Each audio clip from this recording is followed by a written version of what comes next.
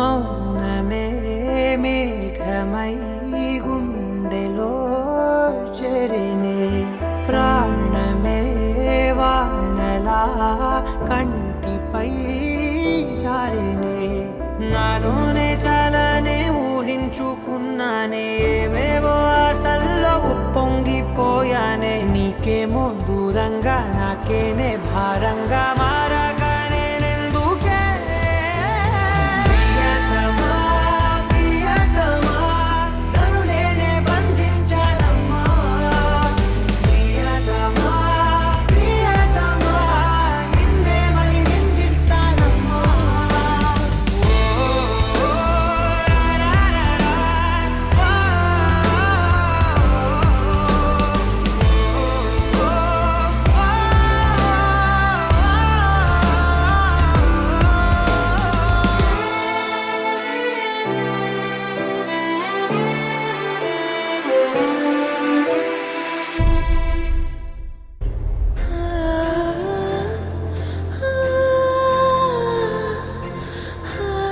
బాబుగారు ఏంటి మాట్లాడట్లేదు? అసలు నిజానికి మౌనం నాదవ్వాలి. మీకు ఐశ్వర్యకి పెళ్లి చేయాలనుకుంటున్నారని ఒక్క మాట కూడా నాకు చెప్పనందుకు నేను మాట్లాడకుండా ఉండాలి.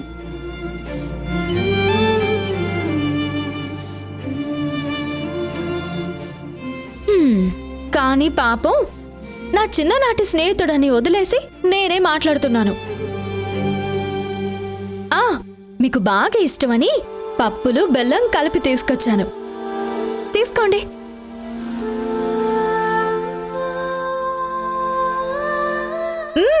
తీసుకోండి బాబు.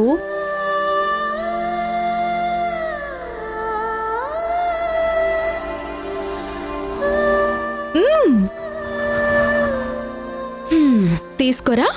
సరే అయితే. ఏంటి రాహుల్ బాబు, ఏదో దీర్ఘంగా ఆలోచిస్తున్నట్టున్నారు? నా గురించేనా?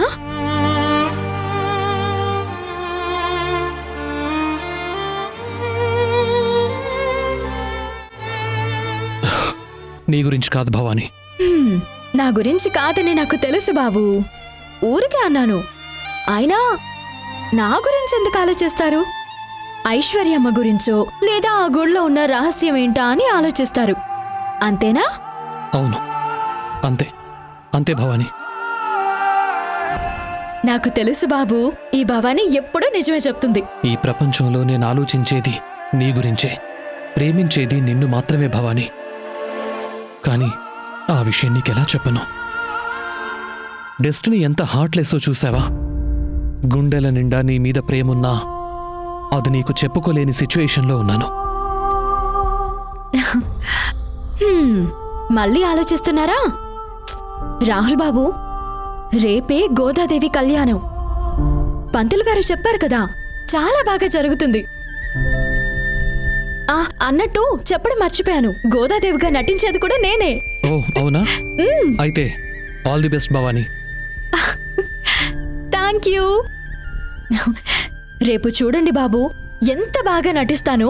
మీరే నా దగ్గరకొచ్చి మరీ నన్ను మెచ్చుకుంటారు. నువ్వు చెప్తుంటే నాకు చాలా ఇంట్రెస్టింగ్గా ఉంది భవాని. డెఫినెట్గా నీకోసమైనా వస్తాను. ఇప్పుడు మీ మొహంలో నవ్వు కనిపిస్తుంది.